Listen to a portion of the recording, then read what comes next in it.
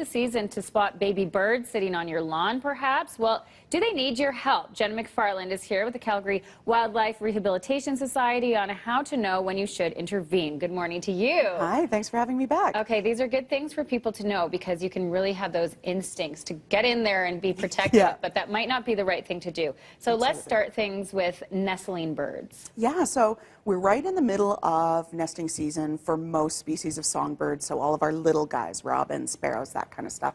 People see a lot of little tiny, what we call gummy bear babies that kind of plop out of the nest, or nests that get destroyed in storms like we had the other night. Right.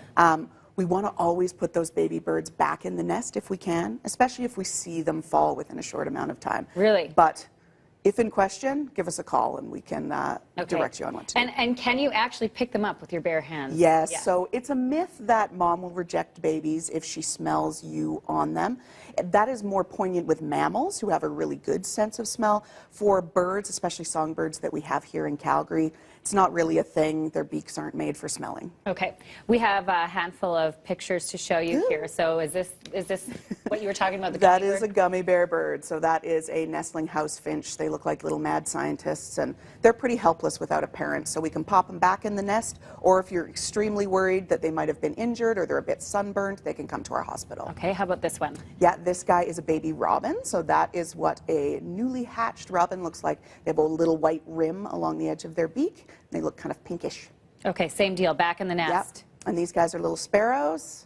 These are very common in Calgary. People find them a lot on the ground, on their front porches, on the sidewalk. Okay, so intervention is okay when it comes to those birds. What's this one? This is a northern flicker baby. So it's one of our species of woodpecker we have here in Calgary. They have these little nodules on the side of their beak, which actually is part of their shock absorption for when they knock on wood. Interesting. Yeah. Okay, so all of these nestling birds go back in the nest if you see them on the ground.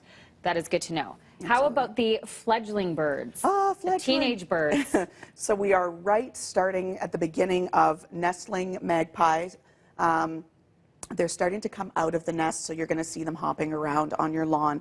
We got tons and tons of them at the hospital yesterday.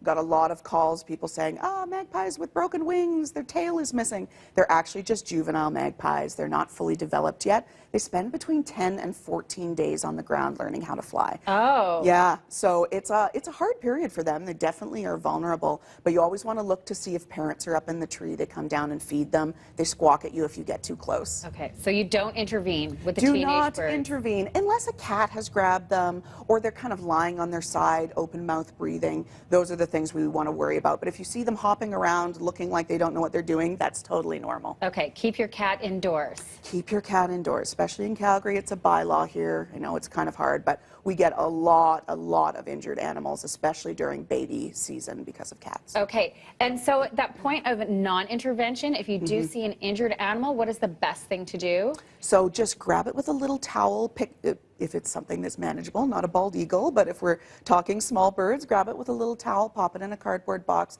give us a call. Keep it somewhere dark and quiet. Don't feed it, don't give it water. Give us a call or take it to your closest 24-hour veterinary emergency center. Okay, and it will be transferred to us. Don't play nurse. No, don't try and feed them. They are very, very particular as to what they can eat, and they choke very easily. They're just so small and helpless. And what happens with the injured birds after they come to you? Well, we rehabilitate them, and a lot of the time in this season, we are raising them from nestlings to fledglings to adulthood, and then we are releasing them after that. Okay, terrific. Yeah. Great information. Thank you so much for that. And Jenna, always great tips.